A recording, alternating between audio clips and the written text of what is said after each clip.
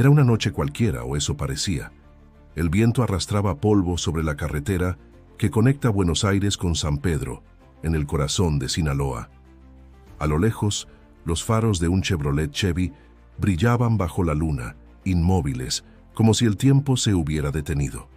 El vehículo, solitario en medio de la oscuridad, no mostraba señales de vida humana, pero sí de violencia. Las puertas entreabiertas, los cristales perforados por múltiples impactos de bala, y en su interior, un uniforme de la Policía Municipal de Culiacán manchado de sangre. No había cuerpos, solo ausencia, solo silencio. En cuestión de minutos, la noticia estalló. 2 elementos en activo, Josué David y Jesús Abigail, se encontraban desaparecidos. El primero, de apenas 21 años, era un joven recién incorporado a las filas, con una mirada limpia y el deseo firme de servir. El segundo, un veterano de 34, padre de familia, conocido entre sus compañeros por su valentía serena y su estricto sentido del deber. Ambos patrullaban juntos una zona considerada de alto riesgo, donde los caminos parecen bifurcarse entre lo legal y lo letal. Suscríbete ahora para no perderte esta historia real que conmovió a todo México.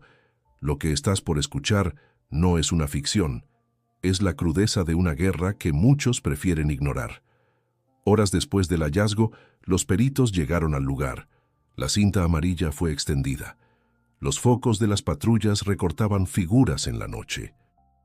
Las autoridades locales, con rostros duros pero ojos temblorosos, confirmaban lo impensable.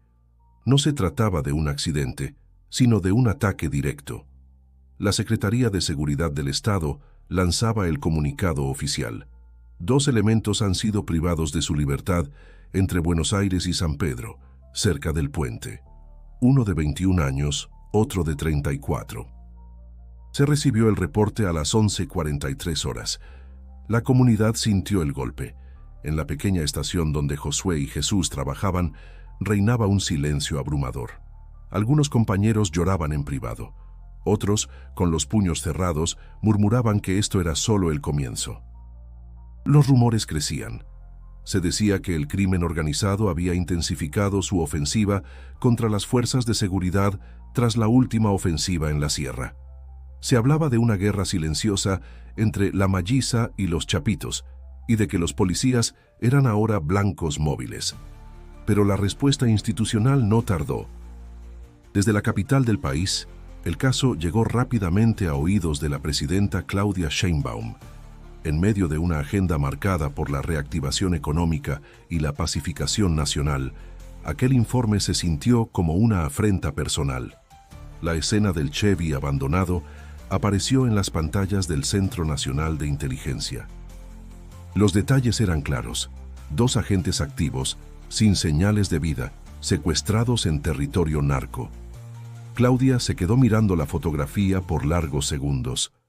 La imagen del uniforme ensangrentado dentro del auto resonaba con una fuerza brutal. No era solo un ataque contra 2 hombres, era un mensaje al Estado, una provocación directa. En Palacio Nacional, el Gabinete de Seguridad fue convocado de emergencia. El rostro de la mandataria no mostraba dudas. Su determinación era evidente. Sabía que responder con fuerza era arriesgado, pero no hacer nada sería aún peor. En su mente se dibujaban los rostros de miles de familias que confiaban en que esta vez, por fin, se actuara. Mientras tanto, en Culiacán, la incertidumbre se convertía en miedo. Las calles que durante el día rebosaban vida, al caer la noche parecían escenarios de una ciudad en pausa. Los padres de Josué, gente humilde de origen agrícola, pedían entre lágrimas que su hijo regresara. La esposa de Jesús, con su hija pequeña en brazos, rogaba por una señal. Los medios comenzaron a cubrir la historia. Otro secuestro de policías en Sinaloa, decían algunos titulares casi con resignación. Pero esta vez, algo era distinto. El eco de lo sucedido alcanzaba hasta los rincones más altos del poder. Y en el corazón del país, una decisión estaba por tomarse. México se preparaba para una cacería nacional. En la Ciudad de México, el ambiente se tornó tenso. Tras una noche de silencio inquietante, la presidenta Sheinbaum emergió con una postura inquebrantable. No hubo rodeos. Desde el salón principal de Palacio Nacional, rodeada por su gabinete de seguridad, pronunció una frase que marcaría el inicio de una nueva etapa. No permitiremos que el crimen organizado siga cazando a nuestras fuerzas del orden. Vamos a traerlos de vuelta. Vivos. La orden fue clara. México no se arrodillaría ante los grupos armados que sembraban terror en los estados. Sheinbaum sabía que esta era más que una misión de rescate. Era un acto de reivindicación institucional. Así nació la operación Halcón de Fuego. Las primeras horas fueron frenéticas. Desde el Centro Nacional de Inteligencia se trazaron rutas, se cruzaron datos satelitales, se revisaron llamadas y se activaron alertas en los 18 municipios de Sinaloa.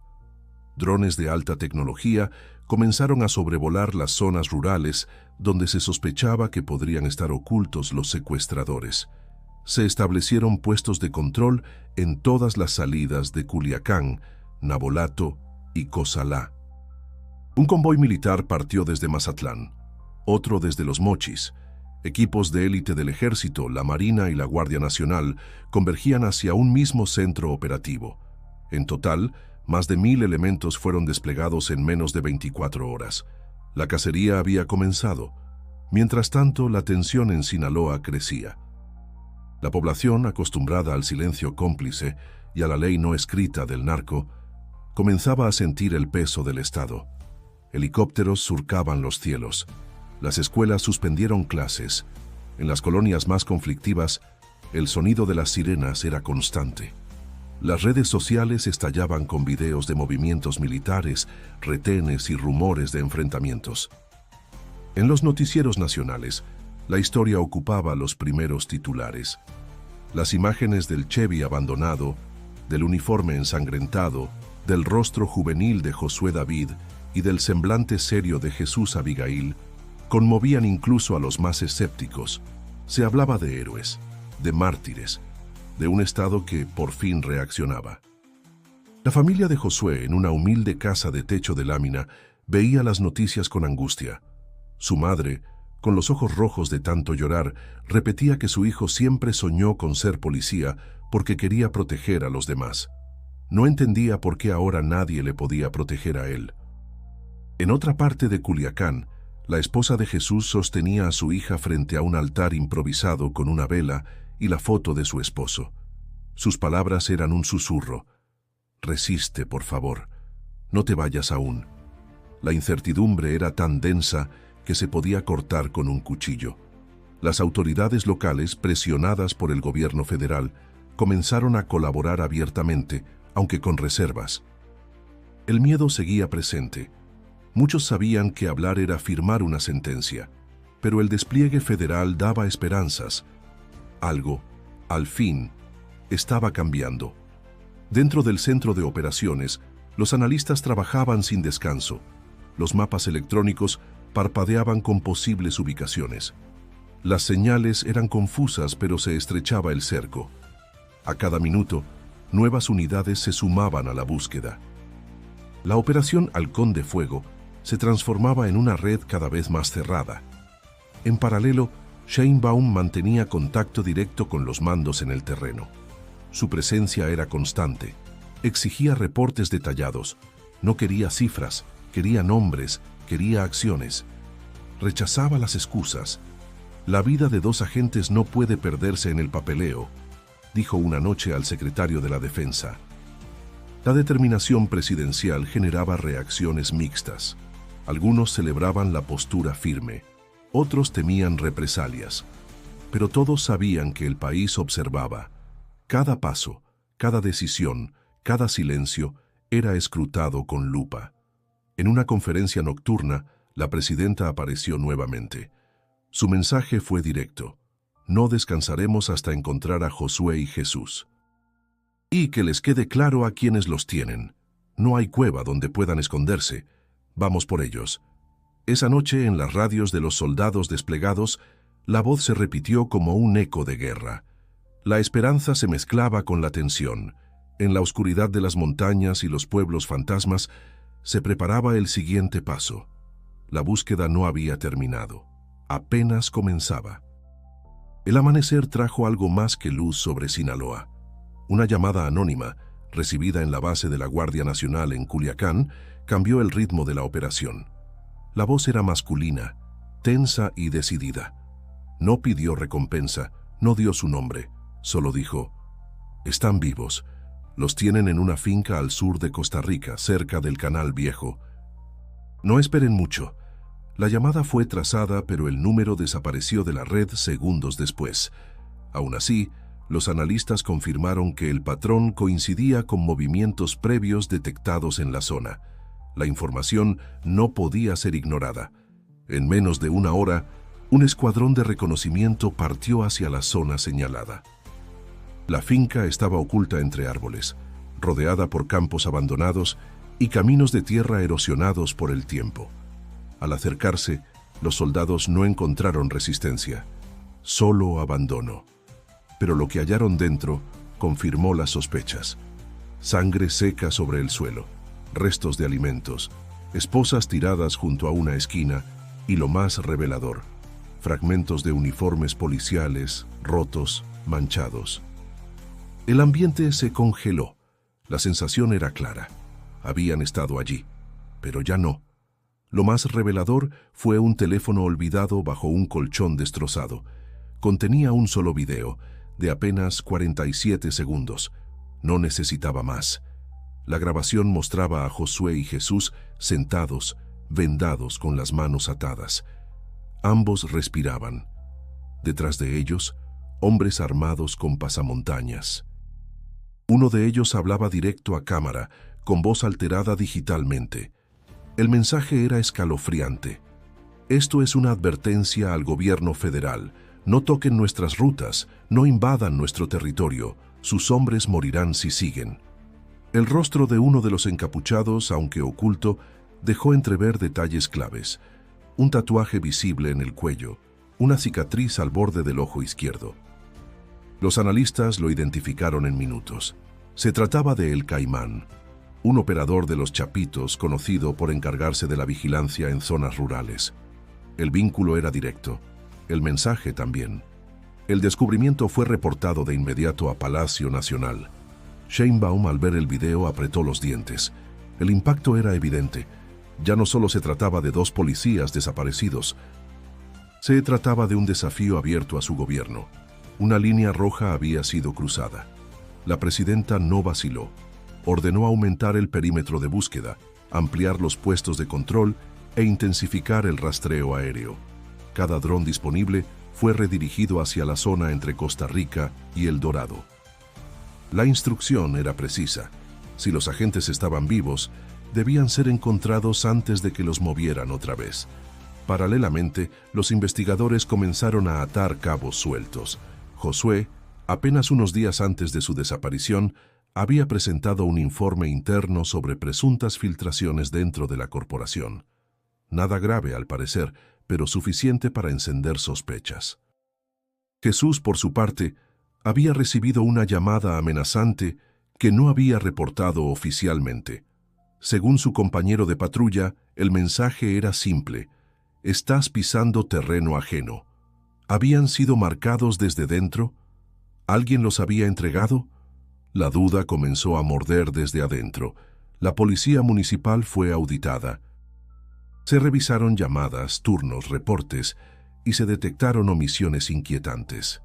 Al menos 3 nombres surgieron como posibles nexos entre los agentes secuestrados y círculos ligados al narco local. Mientras tanto, Sheinbaum decidió trasladarse a Sinaloa. Contra recomendaciones de seguridad, aterrizó en la base militar de Culiacán. Quería ver con sus propios ojos el avance de la operación. Fue recibida con discreción, pero su presencia electrizó el ambiente. Desde un centro de mando improvisado, tomó control de las decisiones clave, dio instrucciones directas, escuchó reportes y exigió resultados concretos. Los mandos, aunque sorprendidos, reconocieron su determinación. No era una visita política, era una acción ejecutiva, y eso se sentía. Desde la llegada de la presidenta, la operación cobró un nuevo impulso. Las unidades se reorganizaron, los turnos se duplicaron y el flujo de inteligencia mejoró notablemente. Era evidente que la presión crecía y con ella la urgencia de actuar antes de que fuera demasiado tarde. El país observaba y el tiempo corría. Las coordenadas eran precisas. El equipo de inteligencia había triangulado señales recientes cerca de un poblado olvidado, envuelto por la maleza, a escasos kilómetros de El Dorado. Una zona casi inaccesible por tierra, donde los caminos son laberintos polvorientos y la red telefónica es un lujo escaso. Fue ahí donde se detectaron movimientos irregulares, vehículos sin placas y señales térmicas que delataban presencia humana en estructuras improvisadas. La presidenta Sheinbaum autorizó sin dudar el despliegue de una unidad de fuerzas especiales. La operación debía ejecutarse con precisión quirúrgica.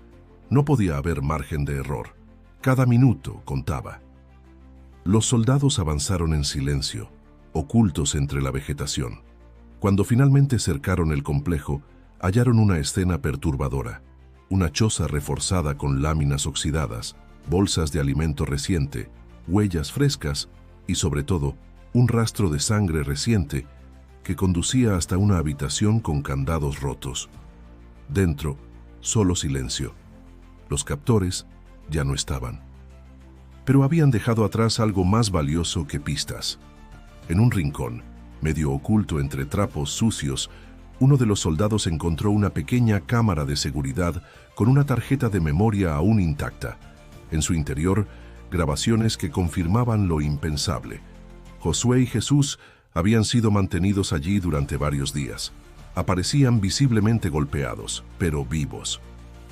En las imágenes, se les veía resistiendo, hablándose entre sí en susurros para mantenerse conscientes. La crudeza del cautiverio era evidente, pero también lo era su voluntad de vivir. Las grabaciones eran recientes. Eso significaba que estaban cerca, que aún podían ser rescatados.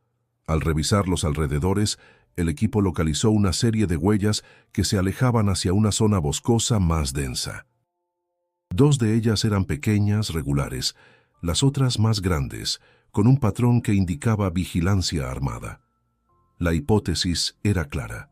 Los habían movido por precaución, tal vez con intención de reubicarlos en la sierra. Con la luz del amanecer filtrándose entre los árboles, la tensión se palpaba en el aire. Los soldados sabían que un enfrentamiento era inminente. Las órdenes eran claras: evitar bajas civiles, pero no retroceder ante fuego enemigo. A medida que el grupo avanzaba, comenzaron a escuchar sonidos a lo lejos, voces entrecortadas, pasos acelerados y de pronto un disparo solitario que rompió el silencio como una grieta. El primer intercambio de fuego fue breve pero brutal. Desde una posición elevada, 3 sujetos abrieron fuego contra los militares. No buscaban defender un territorio, buscaban ganar tiempo. Su objetivo era evidente: permitir que sus compañeros huyeran con los rehenes, pero no lo lograron. Una segunda unidad flanqueó por el este cortando la ruta de escape. En la refriega que siguió, 2 captores fueron abatidos y uno más fue detenido, herido. Entre sus pertenencias se encontró un mapa rudimentario marcado con una cruz. Una cabaña en medio del monte, a menos de 5 kilómetros de distancia. El soldado capturado confirmó bajo interrogatorio: los agentes seguían vivos y estaban en esa dirección. La operación se aceleró. No había tiempo para descansar. El cansancio se mezclaba con la adrenalina.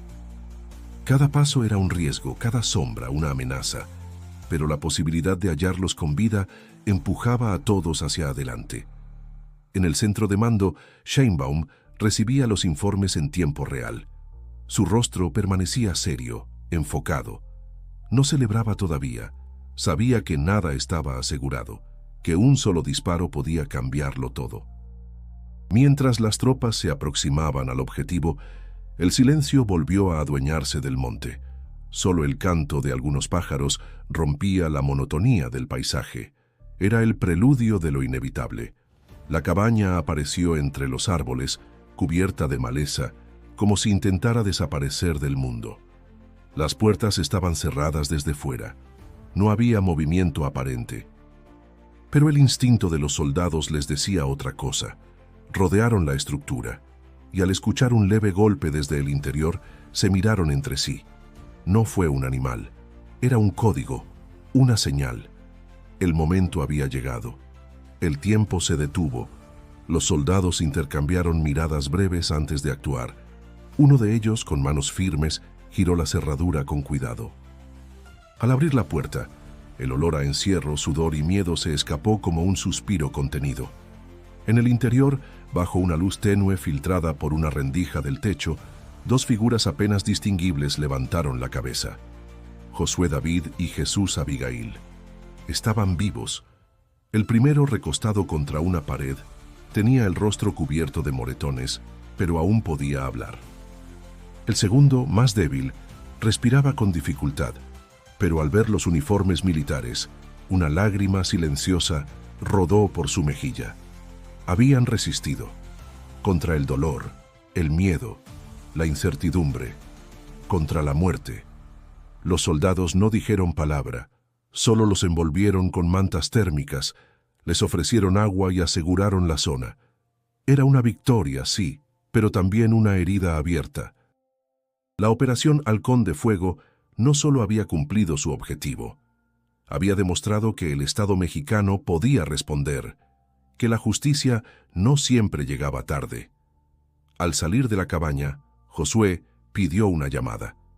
Quería avisar a su madre. Jesús apenas murmuró el nombre de su hija. Ninguno de los dos pensaba en represalias. Pensaban en casa, en el abrazo que aún no daban, en el descanso que no podían permitirse hasta sentir el calor de sus seres queridos. La noticia del rescate recorrió el país en cuestión de minutos. Las imágenes del helicóptero evacuando a los agentes heridos se transmitieron en todos los noticieros. Los aplausos de los soldados, el llanto de los familiares y los rostros de dos hombres marcados por el horror, pero aferrados a la vida, conmovieron a millones. Desde el Palacio Nacional, la presidenta Sheinbaum ofreció una conferencia especial. Vestía sobria, sin adornos, con la mirada fija en las cámaras. Hoy México respira con más fuerza. Esta victoria no es mía, es de cada madre que no baja la mirada, de cada familia que confía, de cada agente que se pone el uniforme con dignidad. No vamos a parar. Su voz no temblaba. Era la voz de una nación que, por un instante, se sintió más unida, que recordó que el valor no siempre lleva armas, pero sí convicciones, que comprendió que el enemigo es real, pero también vencible. En Culiacán, las familias esperaban. Cuando los helicópteros aterrizaron, Josué salió primero, sostenido por dos soldados. Al ver a su madre, rompió en llanto. La abrazó con fuerza. No dijo nada. No hacía falta. Jesús, al bajar, buscó con la mirada. Su hija corrió hacia él. Él cayó de rodillas y la rodeó con los brazos. No había cámaras suficientes para capturar el peso de ese momento. La operación no terminó allí. Las investigaciones continuaron. Detenciones se realizaron. Se filtraron más nombres. Pero para Josué y Jesús, la batalla más importante ya había sido librada. Ahora solo querían paz. En las redes sociales, miles de mensajes llenaban los perfiles oficiales. Algunos exigían justicia para otros agentes desaparecidos. Otros aplaudían el actuar de las fuerzas federales. Pero todos coincidían en algo. Lo vivido era un punto de quiebre, porque esta no era solo una historia de violencia, era una historia de resistencia, de institucionalidad, de una respuesta firme, decidida, de una mujer al frente del país que se negó a mirar hacia otro lado. Y aunque los peligros no habían desaparecido, aunque la sombra del crimen seguía presente, México había demostrado que aún podía alzar la cabeza, que aún había motivos para luchar. Gracias por acompañarnos en esta historia real. Si aún no lo has hecho, Suscríbete al canal para no perderte las historias que importan, las que revelan lo que otros callan, las que te conectan con la verdad. Y si quieres seguir explorando lo que está detrás del poder, de la violencia y del valor, haz clic ahora en el siguiente video que aparece en pantalla. Lo que descubrirás te sorprenderá.